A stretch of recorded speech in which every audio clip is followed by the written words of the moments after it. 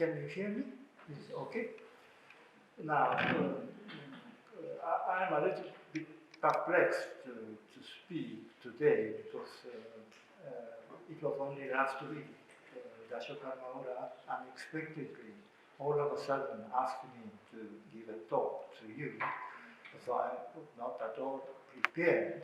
And I'm not an experienced speaker because I have always been in the research, almost individual research throughout my whole career. So I have not much sort of contact or intercourse with other researchers or whatever. But today I would like to share with you, or I recall back my career, and which might be of some relevance to you in Bhutan. So I was born in Japan in 1947. Yeah, it is just after the Second World War, 2 years after the Second World War. And Japan was going very strange period after the defeat against the European or even against the Chinese. And all of a sudden, with the defeat in 45, the whole ideology, the Japanese sort of set of value of 1,000 years or 1,500 years old value system collapsed, and everybody, including the emperor, who has been considered as a divine presence, declared that I'm no more divine existence, but I'm just a human. And the General MacArthur, who was the director of the occupying army, occupying political presence, replaced him almost. And as a kid born after the Second World War, for me, General MacArthur was the supreme authority. Then came emperor, ordinary human being, officially, and Christian value superseded for Japanese traditional value, Buddhist or Shintoist or whatever. And I have been educated in such an environment. And at school, all textbooks have been changed and emphasizing on democracy or almost European and Christian value. Then I grew up in this way under such cultural or religious, spiritual environment. And still in my family, my parents were very devout Buddhists. They had nothing to do with this political change. Every day they, sort of like Bhutanese ordinary parents or people, they chanted the prayer in Chushan and offered flowers and some other offerings. And at home, this was the atmosphere. And you go to the school teachers or textbooks teach completely different thing. And necessarily as a kid, all perplexed. And this is how I grew up. Up to, let's say, junior high school. And then at high school, at the age of 15, all of a sudden I said to myself, what is this sort of two systems? One system which at school you learn, and I could understand rationally, sort of. You ask any question and school teachers can respond to you. Then at home, another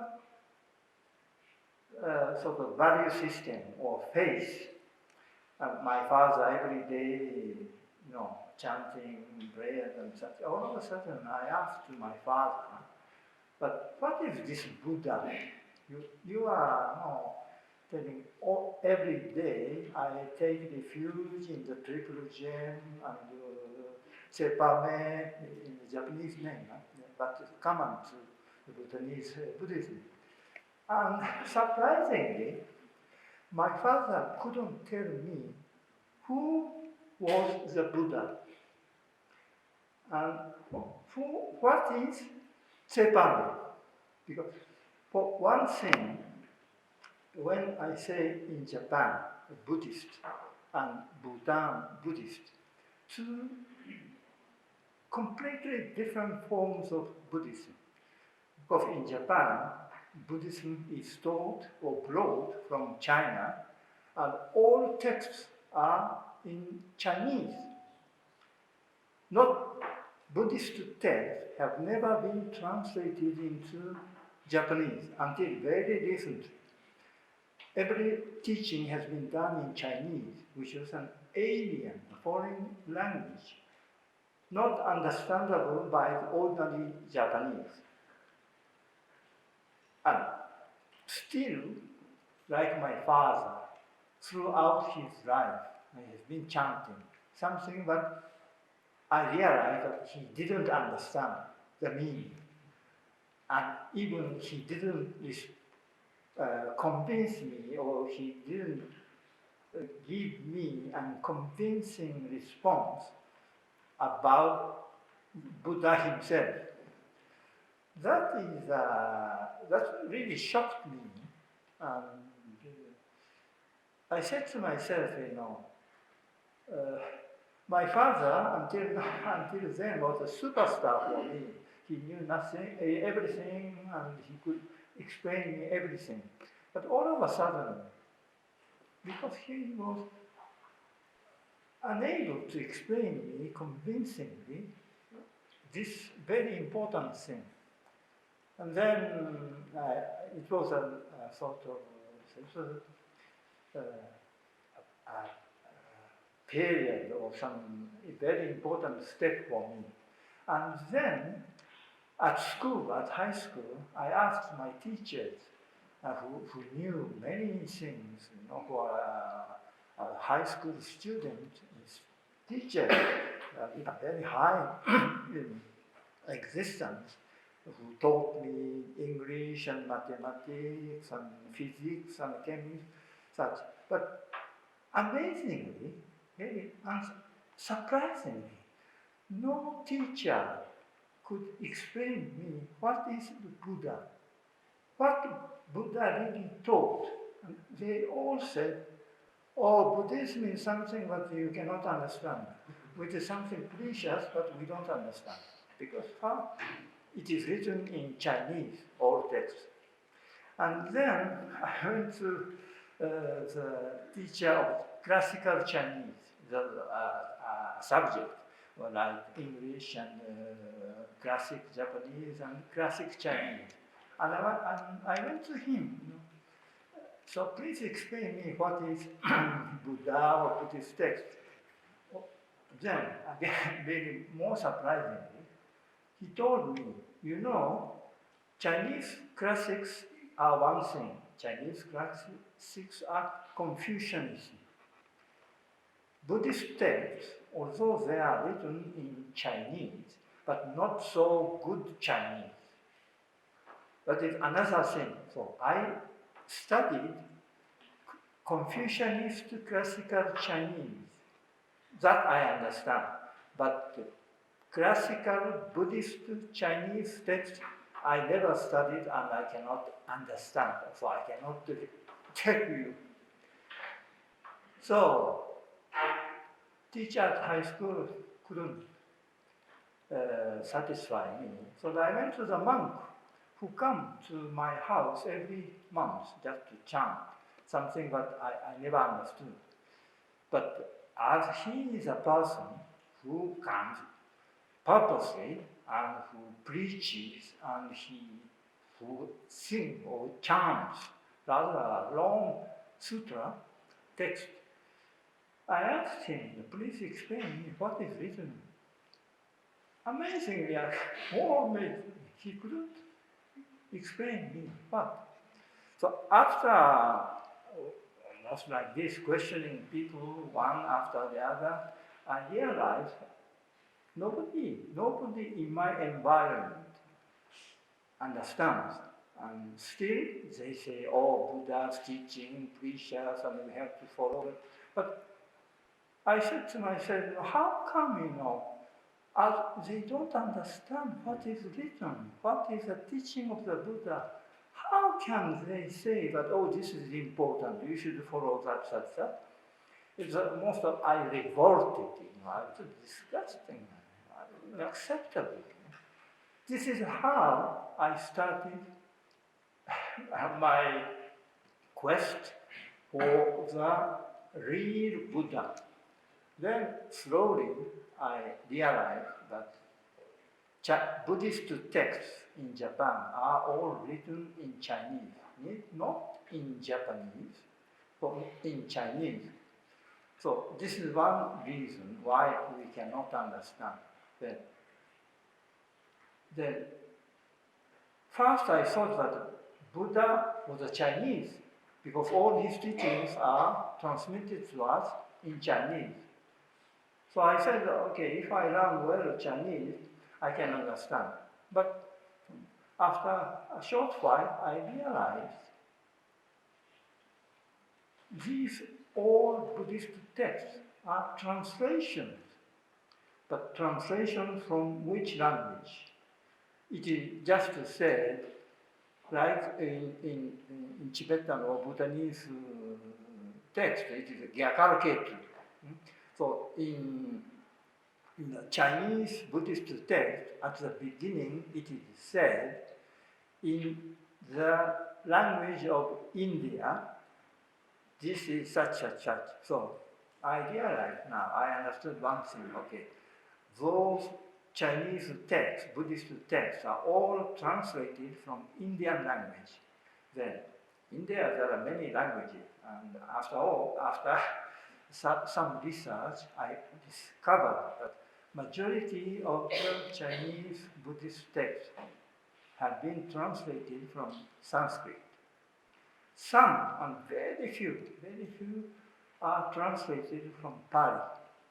So in Buddhism, as you know, that there are different forms, but the major forms are northern form and the southern form. Southern forms like what you find in Sri Lanka or Burma or Myanmar, nowadays Myanmar or Thailand, they are all written in Pali.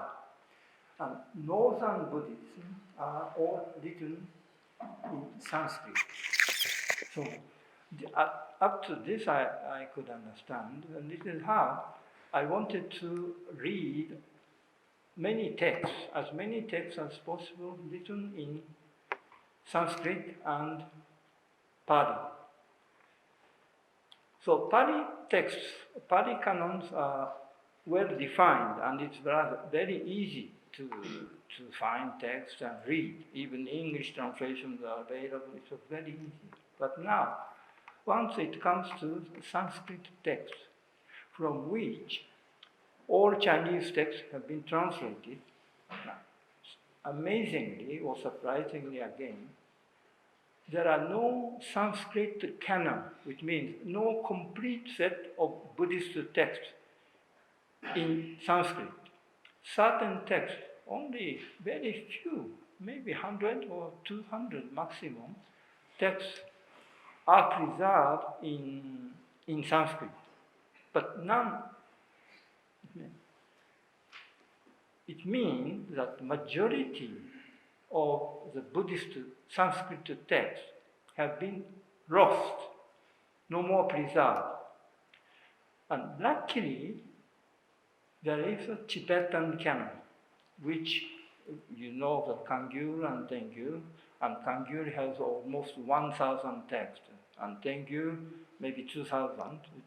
So this the Kanjur and Tengyur is the most complete collection of Buddhist texts which once existed or written in Sanskrit.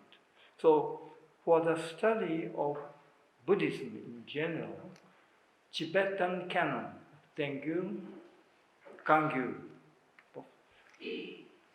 are the best sources, most reliable and most faithful to Sanskrit original. While in Chinese, there are as many texts as in Tibetan translations, but Chinese translations are not so faithful to the original Sanskrit. This we can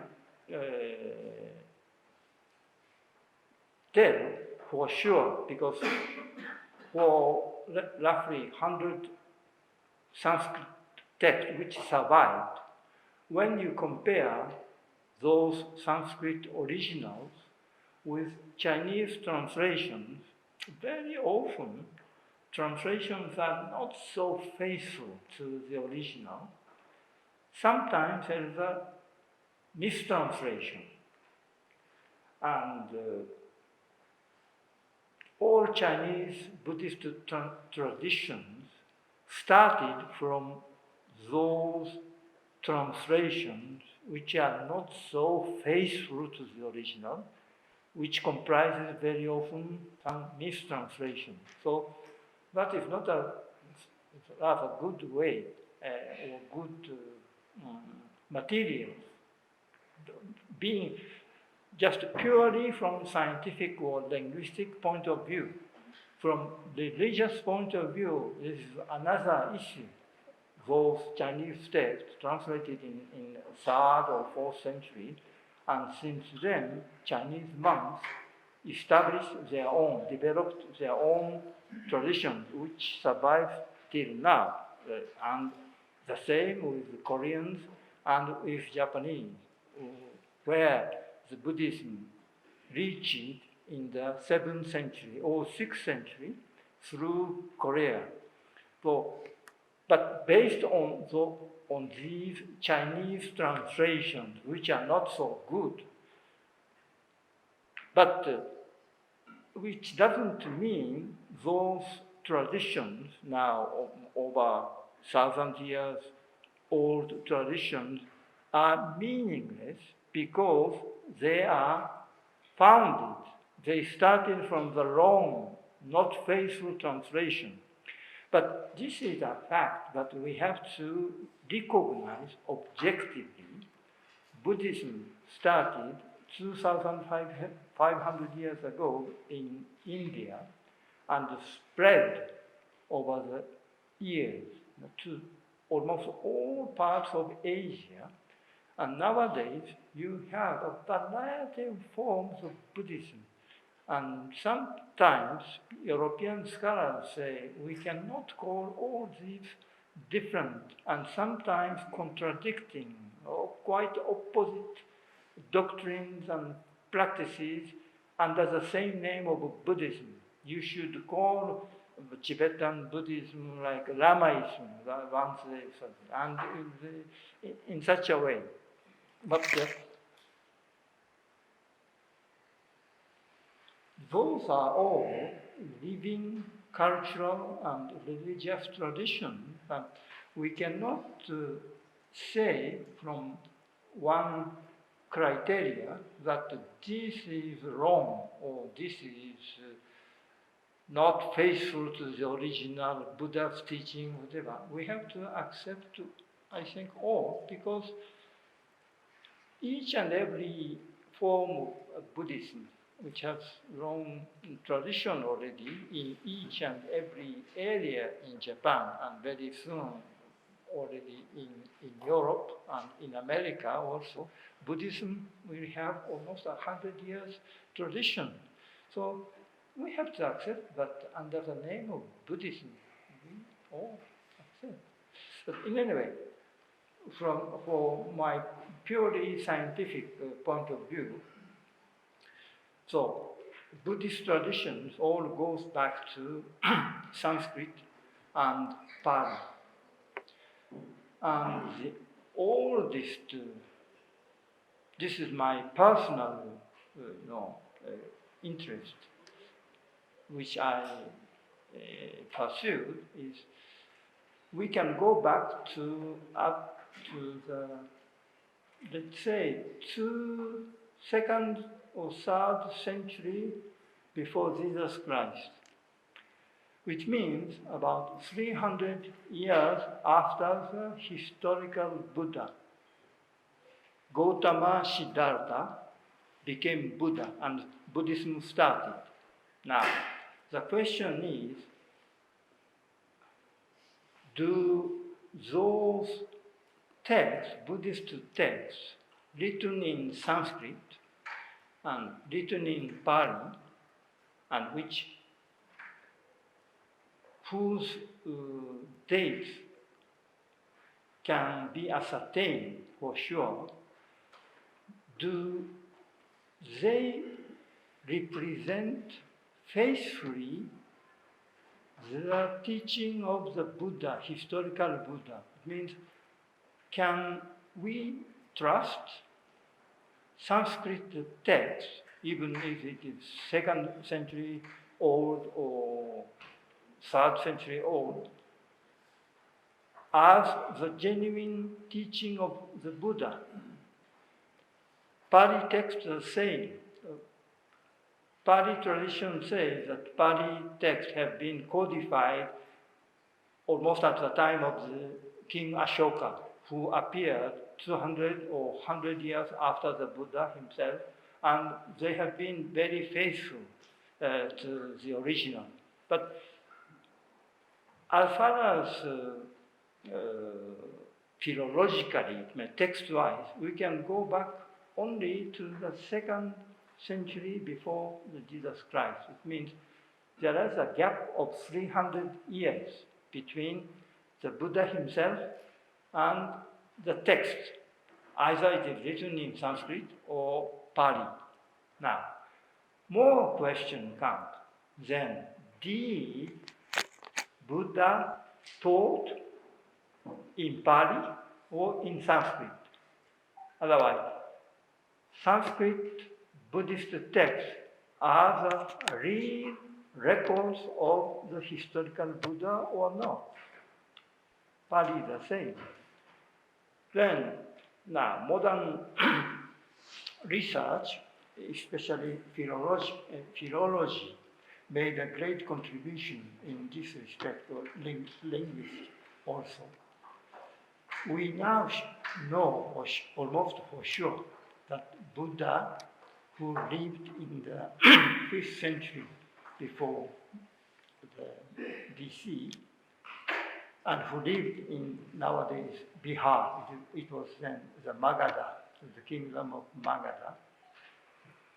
He didn't speak, he didn't preach or teach, neither in Sanskrit, neither in Pali. We know that he spoke a sort of dialect, in one of the Indian dialects. It's called Magadhi. Magadhi means that the language of Magadha, which is normal because he was born in Magadha, but in fact he was not born exactly, to be exact, he was not born in Magadha. He was born in a kingdom, tiny kingdom of Shakya, which is nowadays Nepal, between Nepal and India. And this Shakya kingdom was a tiny one, and which made a sort of confederation of the great Magadha Empire. So Buddha himself spoke, I don't know which language, we cannot determine. We don't know for sure in which language Shakyamuni or Buddha Gautama Siddhartha has been brought up with his mother tongue. We don't know exactly. But as he preached widely in the King of Magadha, for sure he spoke in a dialect, in a language, which was comprehensive, which was understood by the people of Magadha. So this language we call Magadhi.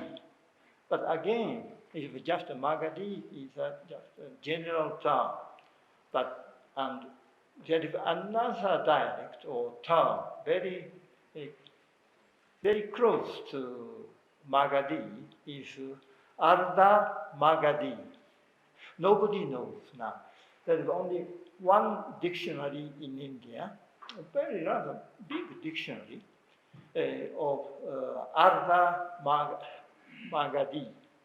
But very few people use this dictionary. And it doesn't matter, because if we compare this language, which is recorded in Arda Magadhi, it is very close to nowadays Pali. So we can say,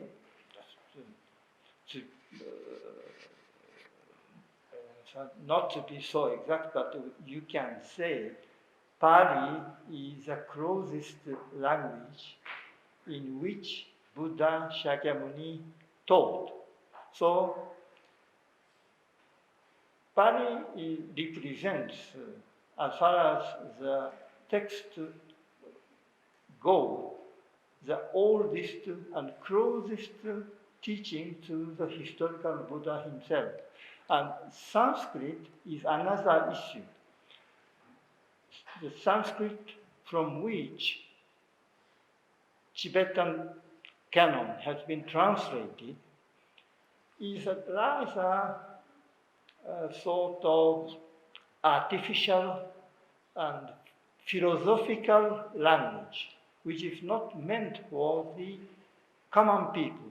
It was rather a scholarly language, defined for sure, but it's not so understandable. And in one passage of the Pali text, Pali canon, Buddha says that my teaching you should not record in Veda's language. Veda's language means Sanskrit, well defined by Panini.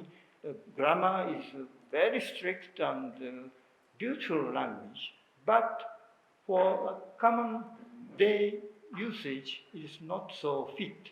It is like Latin language. You can write a beautiful Latin language, but nobody can understand nowadays. It was like that, the situation was like that in Buddha's time. So linguistically or philologically, we cannot go back really so closely to the historical Buddha. But this being said, all texts written in Sanskrit, then translated into Tibetan or into Chinese, or texts written in Pali, then kept even up to nowadays very faithfully, those texts do not represent Buddha's teaching. No, it's not.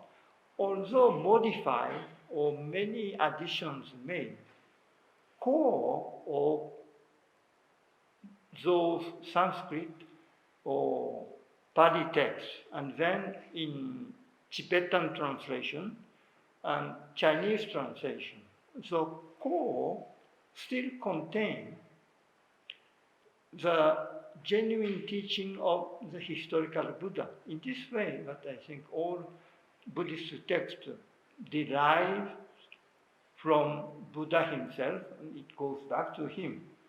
And this has been my interest, and I came to this conclusion now. But this is just one thing. It's a sort of one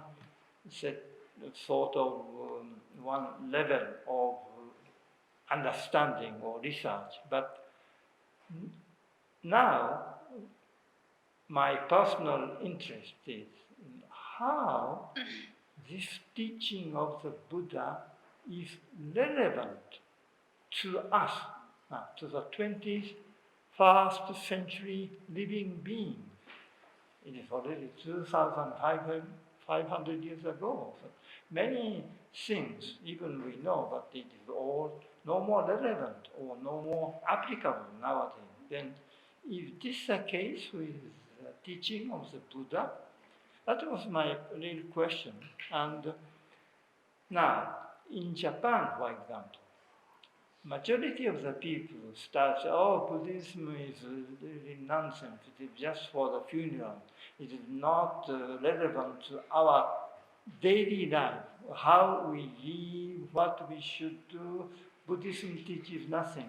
If the monks come only when somebody dies, because there is a funeral. A funeral is almost a monopoly of the Buddhism, while in Japan there is a original Shinto religion, and nowadays Christianism is rather popular, but still it is a monopoly of the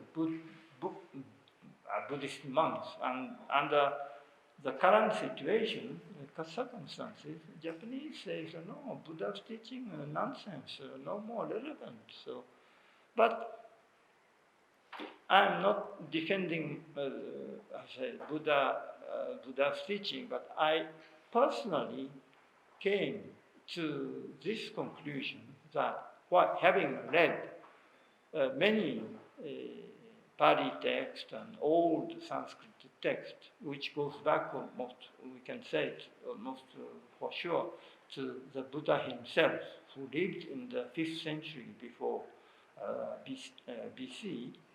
Now I came to the conclusion that Buddha was an extraordinary philosopher or thinker, and I'm very happy to came to this conclusion, my personal conclusion. But still, especially against this current trend in Japan, I was not so at ease. If everybody says this is nonsense, and if I alone say, oh, it still has meaning or it has a profound sense, I was not so at ease. But luckily, you might not know this scholar, Gombrich, Richard Gombrich. He is an Oxford professor and founder of the British Society for Buddhist Studies or something. In any way, he is the highest authority on Pali Buddhism, and in his last book entitled "What the Buddha Thought,"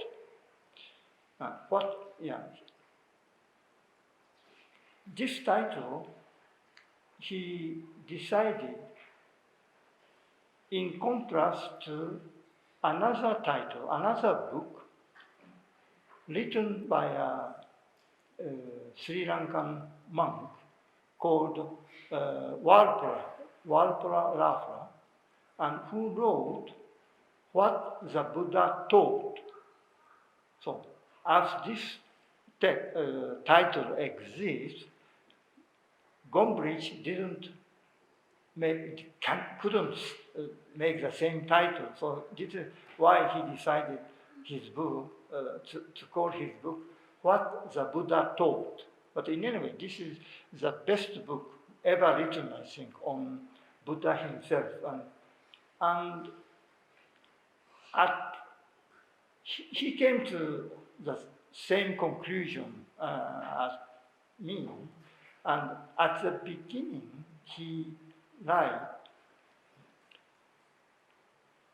there is one sentence. And the reason why I wrote this book is to prove that the Buddha is one of the most remarkable thinkers in the history.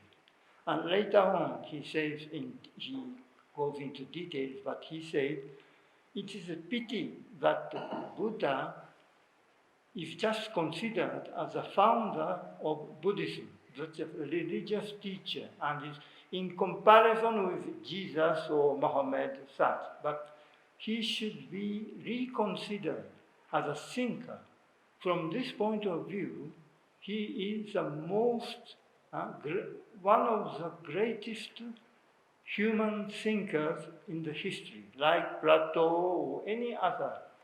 But this is one conclusion, his conclusion, and I am very happy to have this his view. I almost say that I share with him. But another one, this is from English speaking, and Christian scholar. He is not a Buddhist, but at the end of his long inquiry, study, he came to this conclusion.